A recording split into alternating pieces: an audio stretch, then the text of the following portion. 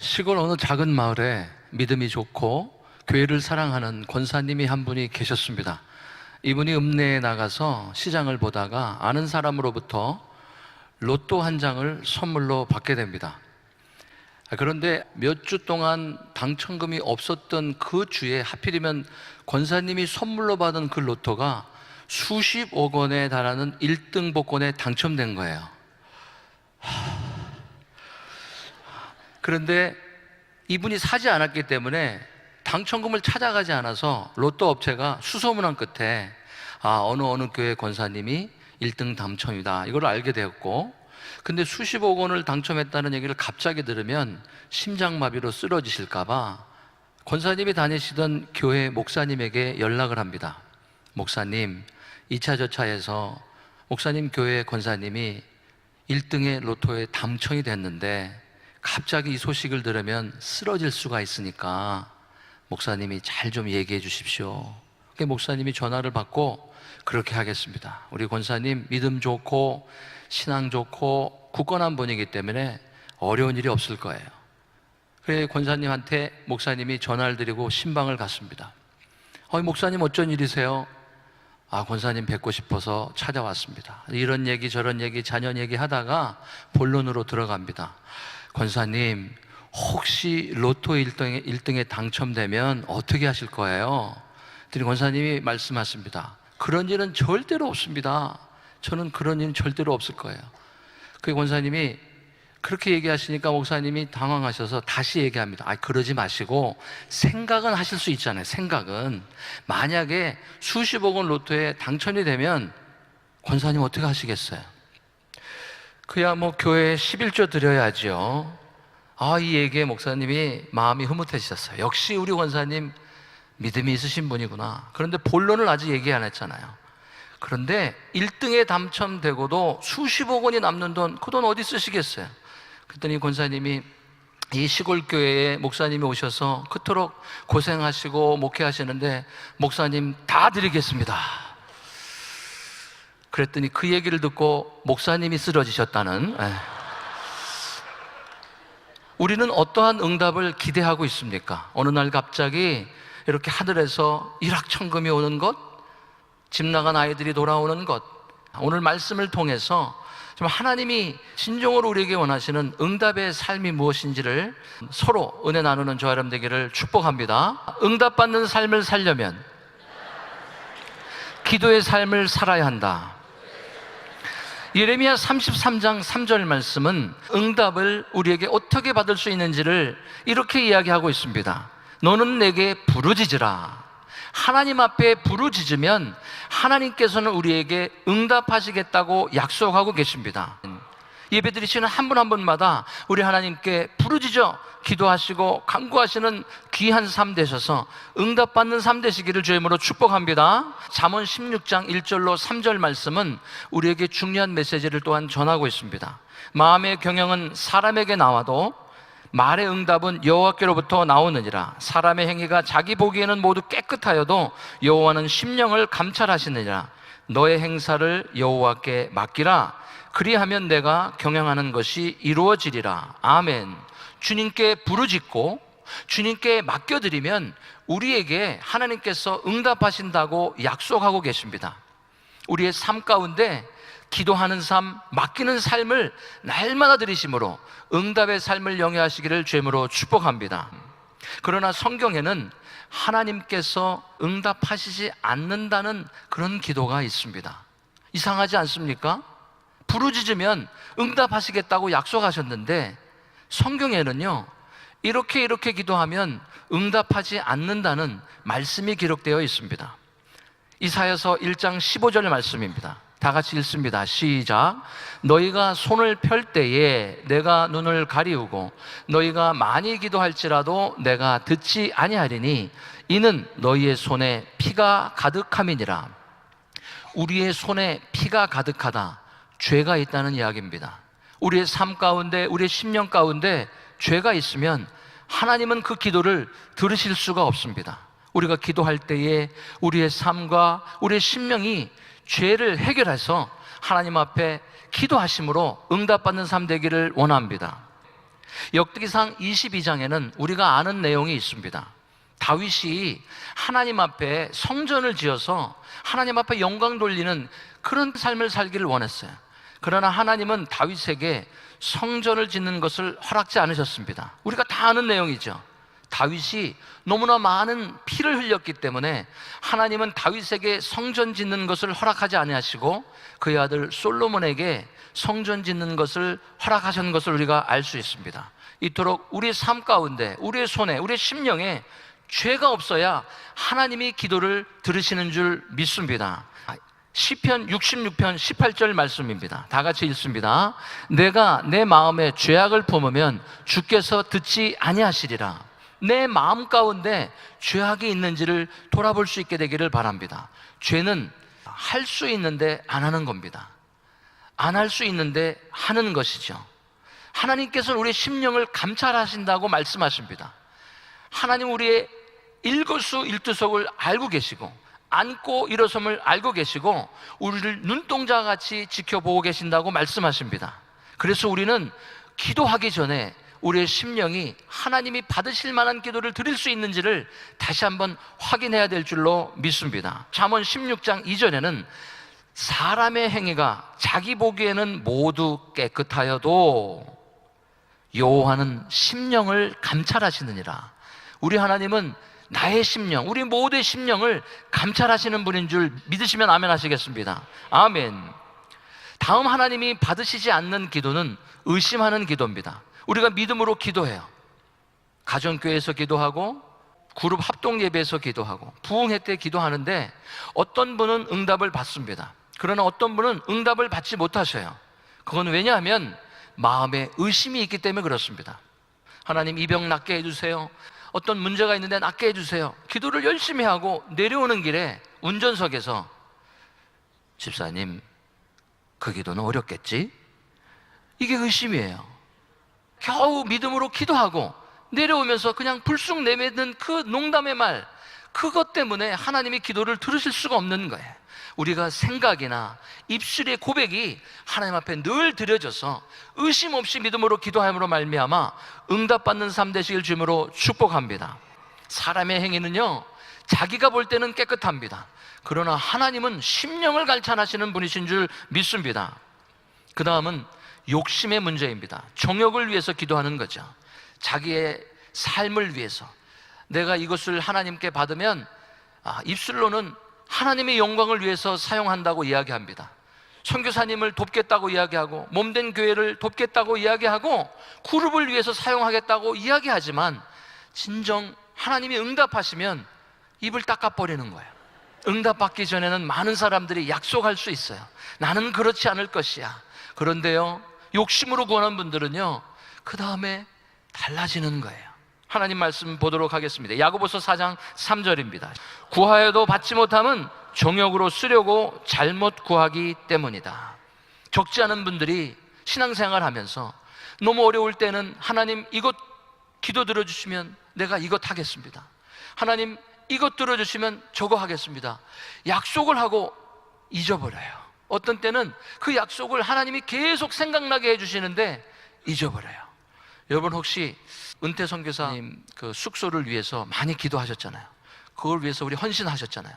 그런데 혹시 약속하셨는데 그거 이행하지 않은 분 혹시 있습니까? 반드시 그 약속을 지키실 수 있게 될 주님으로 축복합니다. 하나님께서는요 우리의 심령을 감찰하시는 분인 줄 믿습니다. 몇 년 전에 제 아이가 아주 어렸을 때에 교회에 출근하기 전에 카스테 플루튼 앞에 있는 그 어린이집의 아이를 드랍을 시키고 교회를 출근하는 그런 한 2년, 3년 정도의 삶이 있었습니다. 새벽 예배 왔다가 전화기를 바이브레이션으로, 무음으로 바꾸고 그걸 잊어버렸어요. 조카 집으로 이렇게 가고 있는데 아내가 계속 전화 오는 걸 제가 못 받은 거예요. 나중에 확인해 보니까 한 6번을 전화했더라고요. 여러분, 와이프가 전화할 때 전화를 못 받으면 아주 어려운 일이 생깁니다. 그렇게 많이 전화했을 땐 이유가 있는 거예요.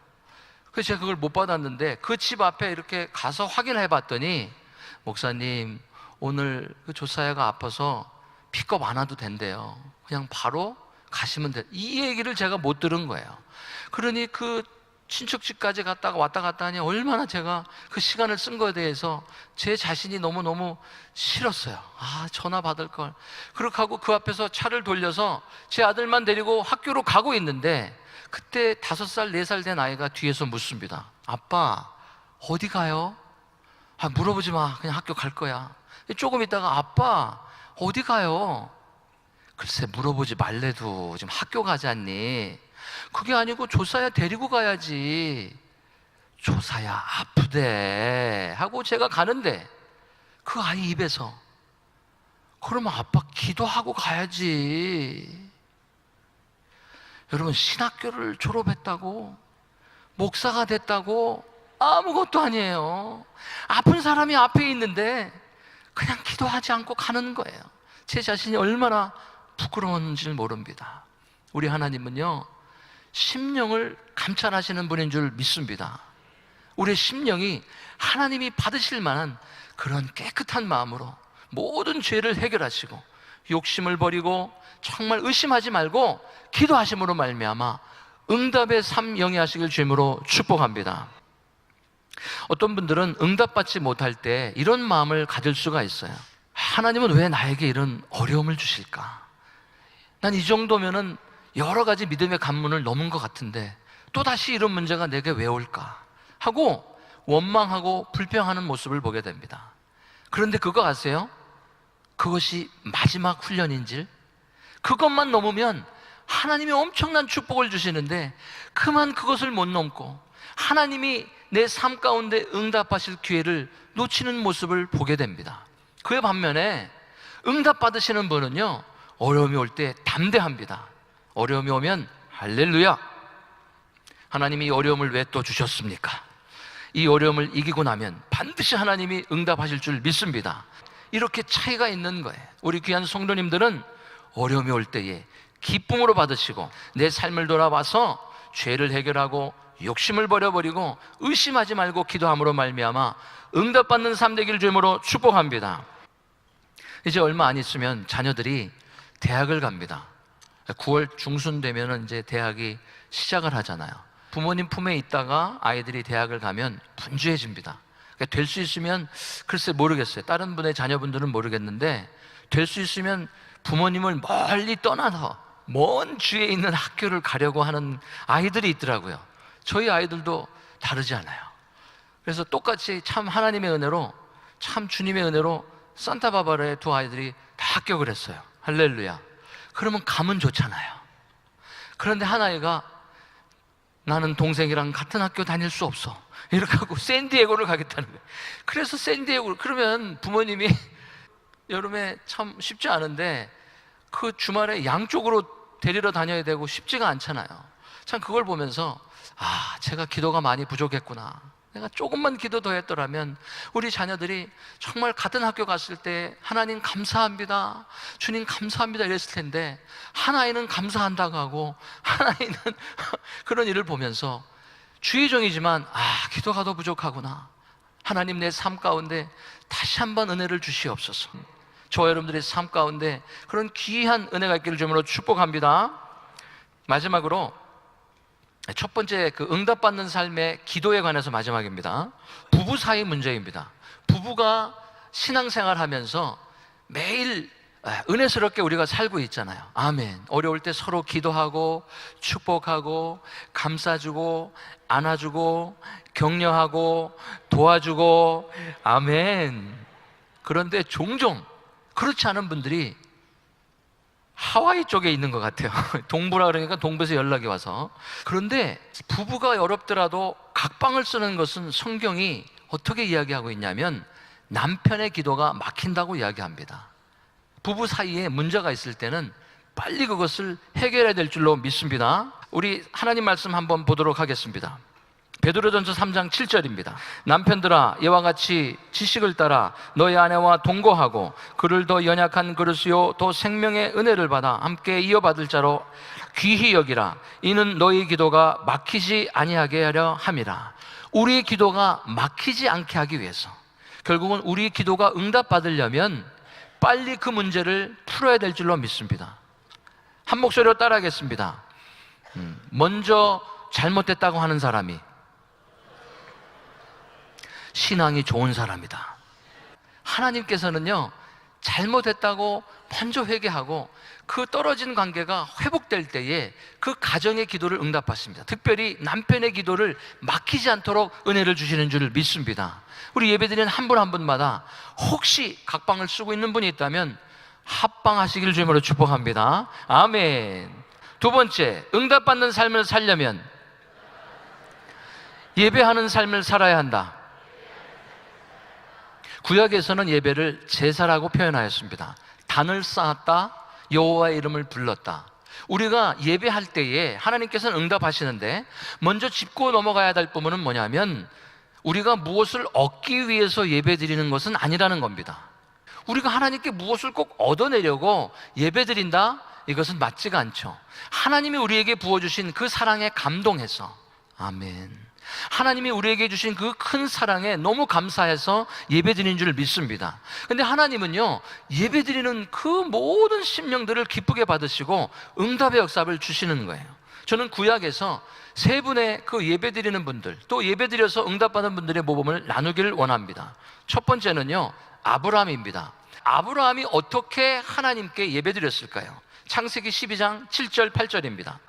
여호와께서 아브라함에게 나타나사 가라사대 내가 이 땅을 내 자손에게 주리라 하신지라 그가 자기에 나타나신 여호와를 위하여 그곳에 단을 쌓고 8절 거기에 베델 동편 산으로 옮겨 장막을 치니 선은 베델이요 동은 아이라 그가 그곳에서 여호와를 위하여 단을 쌓고 여호와의 이름을 부르더니 이 아브라함은요 하나님의 은혜를 받았어요. 그래서 가는 곳마다 하나님께 예배하는데 단을 쌓았다 이렇게 기록하고 있습니다.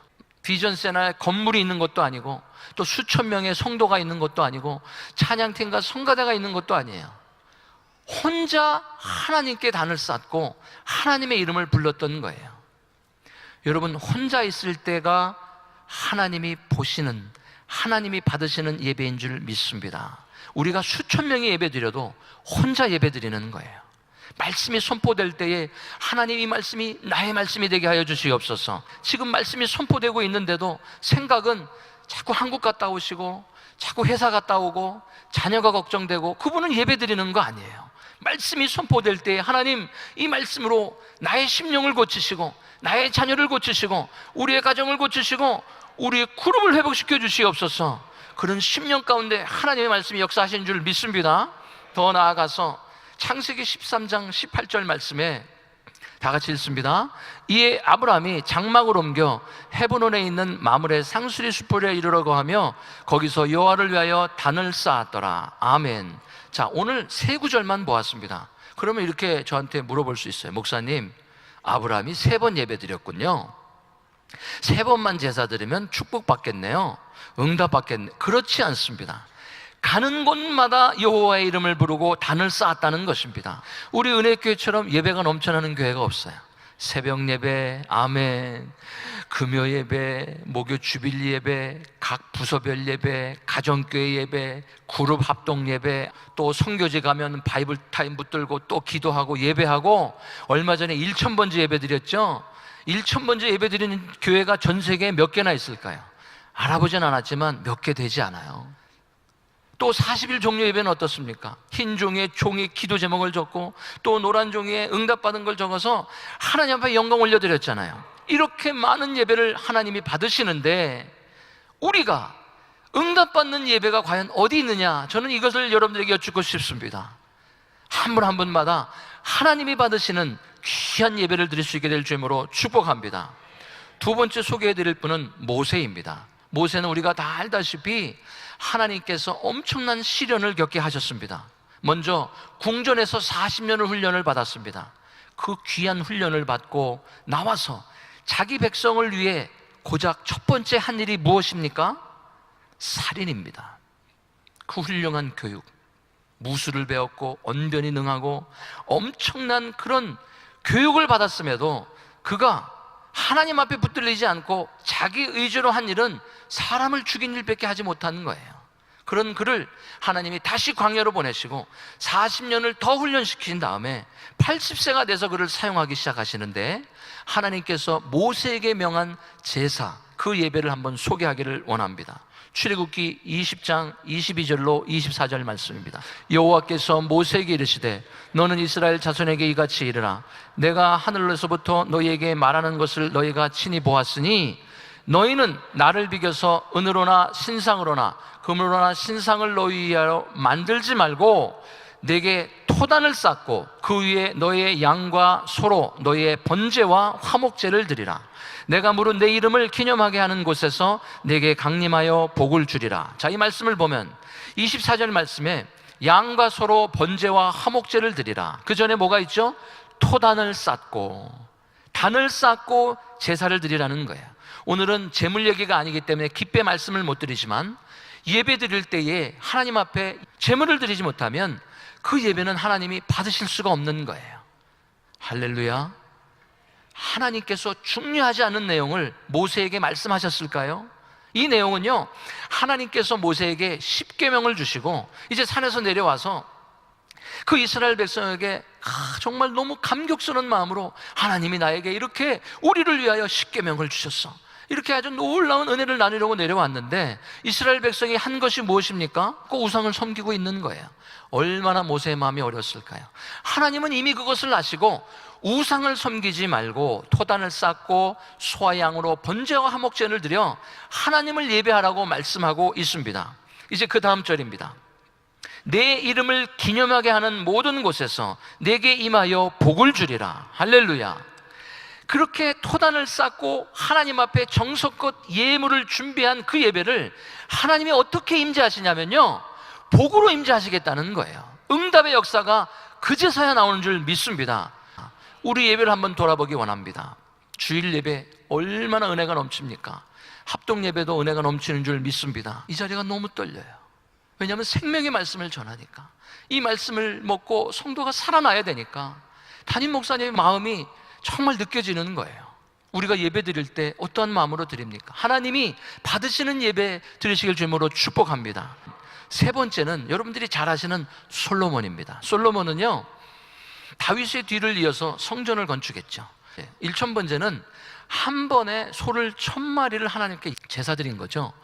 문헌을 보니까 1000마리의 소를 번제로 드리려면 아무리 숙련공이 예배 드려도 일주일이 걸린답니다. 일주일. 한번 상상을 해보세요. 그 성전에서 소를 1000마리로 불로 태워서 번제로 드린다? 연기는 말할 것도 없고요, 말도 못한 거예요. 한번 상상해 보세요. 만약에 담임 목사님이 여러분들에게 우리 성경대로 정말 우리 1000번째 예배 드리겠습니다, 그러면 한 분 한 분이 소를 1000마리를 갖고 와야 되는 거예요. 그게 가능할까요? 소를 1000마리를 드리는 그 최상과 최선의 예배를 드리자는 거예요. 아멘. 하나님이 그 마음을 받으시는 줄 믿습니다. 하나님께서 우리에게 재물을 원하시는 거 아니에요. 동물을 원하시는 거 아니에요. 우리의 마음을 원하시는 거예요. 그러니까 1000번째 예배 후에 하나님이 솔로몬의 꿈에 나타나서 너가 내게 무엇을 원하느냐, 무엇을 주기 원하느냐, 그거를 물어보시잖아요. 우리가 다 아는 내용입니다. 열왕기상 3장 4절로 5절 말씀입니다. 이에 왕이 제사하러 기브온으로 가니 거기는 산당이 큼이라. 솔로몬이 그단에 1000번제를 드렸더니 기브온에서 밤에 여호와께서 솔로몬의 꿈에 나타나시느니라. 하나님이 이르시되 내가 내게 무엇을 줄고 너는 구하라. 우리가 다 아는 내용이죠. 지혜를 구했지만 구하지도 않은 부와 명예를 하나님께서 부어주신 줄로 믿습니다. 우리가 하나님 앞에 이렇게 최상의 예배, 최선의 예배, 하나님이 받으실 만한 예배를 드릴 때에 하나님께서 우리에게 응답으로 역사하시는 줄 믿습니다. 지난 우리 40일 특별 예배 때 찬양가 경배팀의 한 분이 이머전시로 실러 가셨어요. 여러분들 다 아시는 내용일 겁니다. 첫 번째 병명이 뇌수막염이에요. 뇌수막염은 염증으로 인해 뇌와 척수를 덮는 조직에 뇌수막 사이에 바이러스가 들어가서 생명을 앗아가는 위험한 병입니다. 그 뇌수막염에 한번 걸리면요, 건강한 사람도 살아나오기가 어려워요. 그 ICU에 신방하러 갔는데 저는 병원에 그렇게 신방 가면서 양쪽 손에 그렇게 많은 호수가 꽂혀있는 환자를 처음 봤어요. 우리 담임 목사님이 신방해 주시고 기도해 주셔서 살아난 줄 믿습니다. 지금은 우리가 너무 감사해서 제가 예화를 드리지만 그때 당시는 절박했어요. 40일 예배가 드려지고 있잖아요. 다른 데도 아니고 찬양팀이 매일 예배 드리는데 그 기도를 그렇게 열심히 하고 예배를 드리는데 왜 환자가 생기냐고요. 그러니까 막 제가 막 죄책감이 들고 내가 무슨 기도가 부족해서 이렇게 이런 일이 생기나 막 금식하고 매달리고 막 예배하는데, 찬양은 날마다 은혜스럽게 드려지지만 사람이 살아나야 될 거 아니에요. 눈물 흘리고 매일 신방을 가는데 몸이 거의 1.5배가 불어있더라고요. 그 의사 선생님이 가족에게 전화합니다. 아무래도 힘들 것 같으니까 장례 준비하라고. 청천벽력이죠. 그래서 온 찬양팀과 그룹 식구들과 같이 기도해서 정말 하나님이 생명을 연장시켜 주셨어요. 아멘. 그게 전부가 아니에요. 그리고 퇴원하는 줄 알았더니 그 다음엔 폐혈증이 기다리고 있었어요. 폐혈증, 혈관으로 바이러스가 들어온 거예요. 그 병도 열의 9은 죽어나가요. 야, 이거 한숨 돌린 줄 알았더니 또 어려워지는 거예요. 또 기도해요. 40일 기도 아주 한참이나 남았는데 매일 새벽 예배, 저녁 예배 드려야죠. 신방 가야죠. 몸이 남아나지 않는 거예요. 하나님만 붙들고 기도하는 거예요. 그 폐혈증에서 하나님이 또 살려주셨어요. 아멘. 살려주신 하나님께 영광의 박수 올려드리겠습니다. 할렐루야. 그분이 살아나서 아내가 낳은 첫 마디가 뭔지 아세요? 여보, 나 찬양하고 싶어. 나 예배하고 싶어. 이 자리에서 그저 찬양할 땐 그걸 몰랐어요. 그런데 호수 꽂고 자기 맥박이 점점점 죽어갈 때에 그 침상에서 하나님을 붙들고 기도한 거예요. 누가 제일 많이 기도했을까요? 본인이죠. 하나님 한 번 살려주시면, 하나님 한 번 더 예배할 수 있는 기회를 주시면 남은 여생 하나님 앞에 드리겠습니다. 한 번의 예배를 드려도 최상의 예배를 드리시는 저와 여러분을 주님으로 축복합니다. 마지막으로 한 목소리로 따라하겠습니다. 응답받는 삶을 살려면 나누는 삶을 살아야 한다. 히브리서 13장 16절 말씀입니다.